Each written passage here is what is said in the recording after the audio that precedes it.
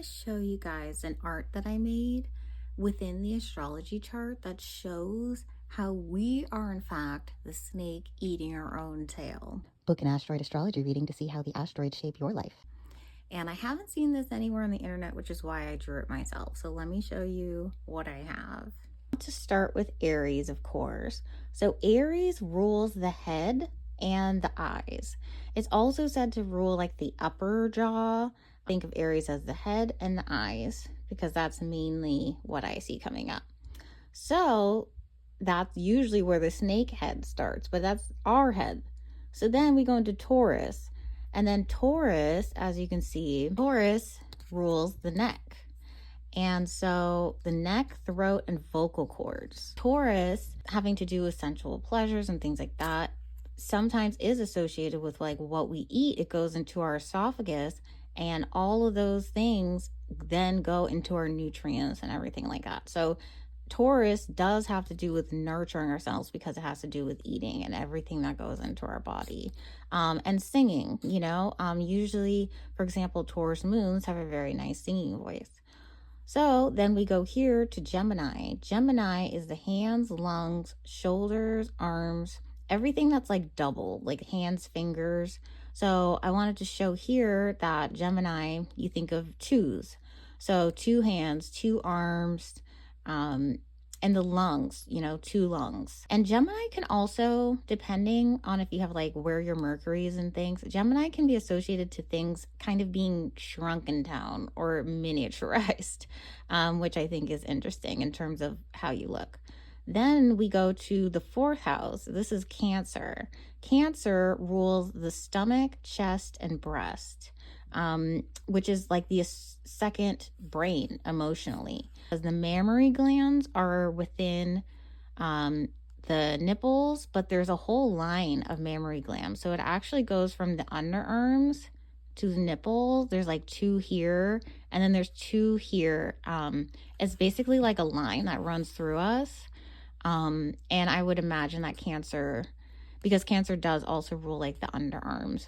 So that is the connection there. It's like basically what goes into nurturing children, like with milk. And then we have Leo. Leo is the heart, the spine, and the back. I like to think of it as the backbone, courage. Because whenever you're like, oh, someone's completely spineless, I think Leo energy, because it takes courage to have a backbone, have a spine, which is why I drew it like that. And then the heart too, because it's like the heart also sits more towards the back, which again, the back. So that's Leo. Leo's heart energy, right? And the courage to stand up to things, have a backbone. Virgo, the digestive system, intestines, and spleen. So that's all right here about. And it's very, very important, the digestive system and intestines, oh my goodness, for health. And that's why Virgo is so associated with health, because everything going on here is what makes us healthy or not. A lot of that going on there. So then we have Libra. We go into the kidneys, lower back, bladder, and the butt.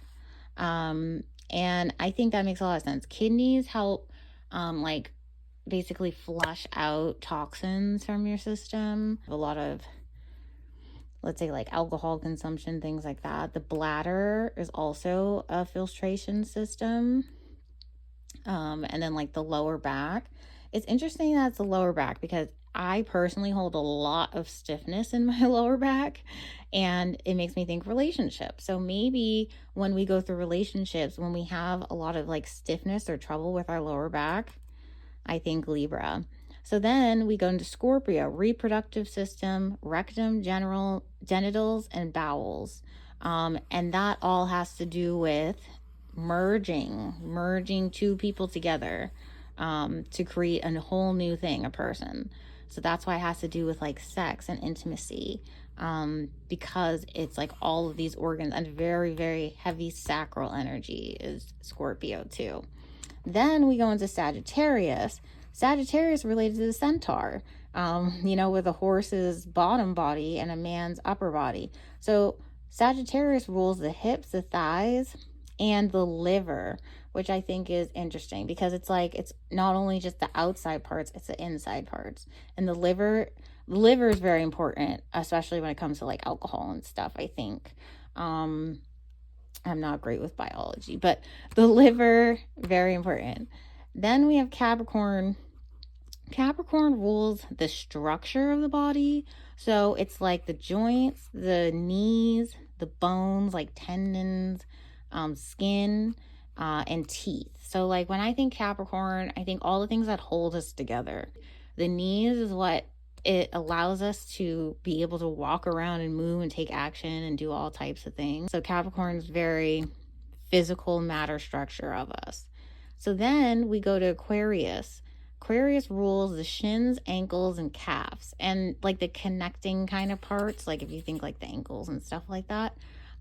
Also rules over the circulatory system, which I thought was interesting a little bit. Oxygen, nutrients flow through the circulatory system. And it makes me think of the flow of water coming out of the bucket, so it helps oxygen flow and nutrients flow all throughout the body. Then we have Pisces. The last sign rules the feet, the toes, and actually the lymphatic system. I had to look up because I've heard of like lymph nodes and stuff.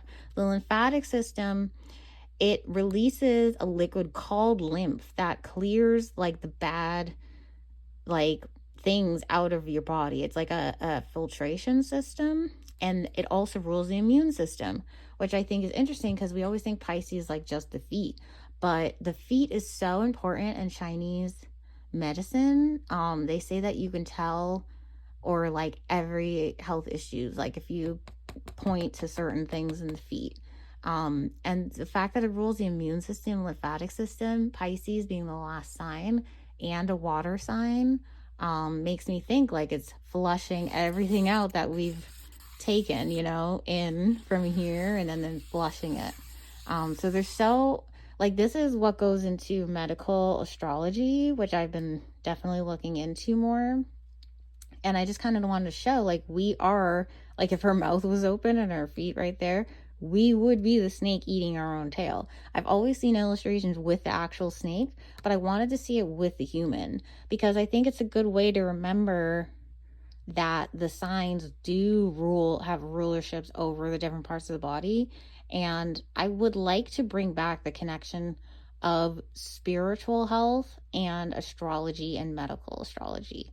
So that's why I wanted to share this, and let me know what you guys think. I'd love to hear any additions or thoughts or maybe changes. But yeah, I think this is kind of how you need to look at it, because like all of the zodiac is us. Because a lot of people think like, oh, I have Leo placements, but I don't have Capricorn placements. But you have a spine and a heart, and you have knees. So, so yeah, just another way. And if you're interested, I offer evolutionary astrology readings.